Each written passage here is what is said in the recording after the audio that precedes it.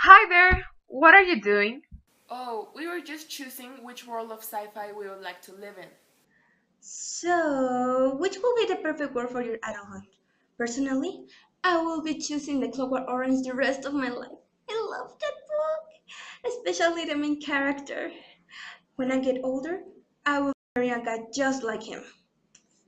Well, a guy with his music predilection, his kid wit, his intelligence, and his humor, and if, of course, I ever get married. But what about society? Why would you like to live there? Mm, right, sorry.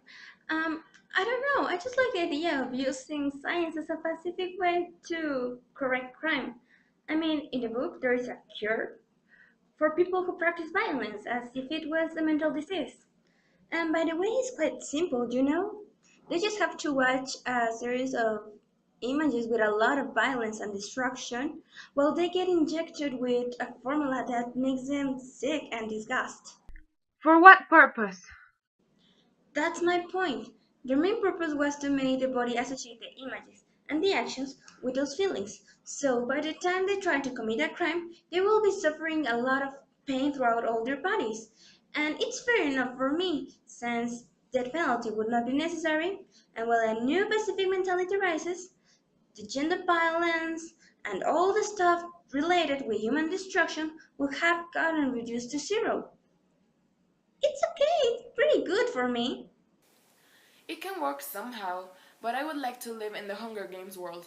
And yes, I know what you're thinking. Why would you like to live there? Honestly, I live there only if I was part of the people that made propaganda. They are in control of everything, and to make the world an utopia, I would change things for the better. Okay, I agree with that. And I do think it can become something good, like taking control of population for the best. That's not true. The scenario was drastic, and the government was cruel and harsh with the districts. Maybe it isn't the perfect way to do it. Still, the world they live and have an incredible amount of resources that can be arranged in a way that does not damage people. You're making a point, but either way, people around you could manipulate you into becoming something you are not.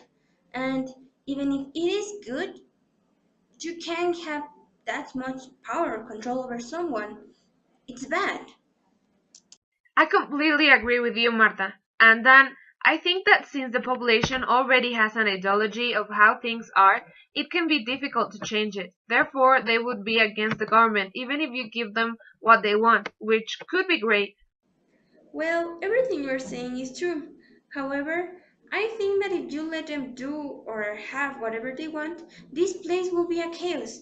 Imagine to make every people's desire. You will never let them satisfied. Well, yeah, I get it.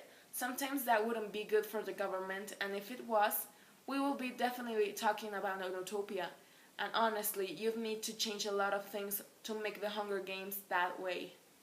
Some things they already have them, like all the technological and scientific advances. Literally, they can fly magnetically, throwing themselves off a cliff without fear of falling, because they have a magnetic field which prevents you from crashing on the floor. By the time they jump, they will be doing it safely, without a chance of dying. Oh, another scientific breakthrough that I remember is that they could create a complete new environment from scratch and manipulate it at will.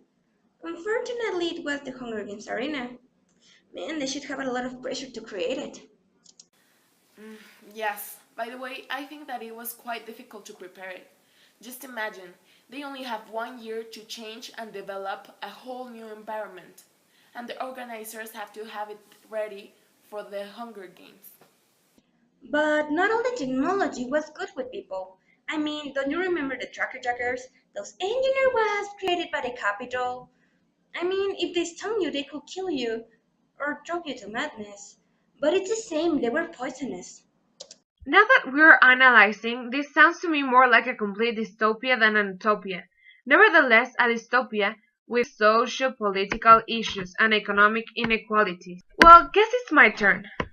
Not that long time ago, I read the Divergent saga, And even though the love story between Therese and Ford was pretty amazing, I think that what I like the most is the idea of a world divided by factions based on their virtues. I already think that by allowing people to choose who they want to be and develop themselves in an environment that goes with their personalities is perfect. Also, if the base of the factions is to eradicate what damages our society, that's even better. Everybody is happy being the best version of themselves, building a better world. Wait, if everything was perfection and happiness, whether it was a rebellion? Fine, not everyone was happy, but that is a fault of how they managed everything. The idea is good and it could create a nice functional world, but only if we manage to handle everything in a non-extremist way. Allowing the factions to interact with each other, not breaking families, and the most important of all, by always respecting other factions. Sorry. I was hoping to know in which sci-fi society would you like to live in the future? Of course, the Hunger Games. Maybe we could combine our three dystopias, and that way they could complete each other and create an utopia. I don't know. Everything can happen.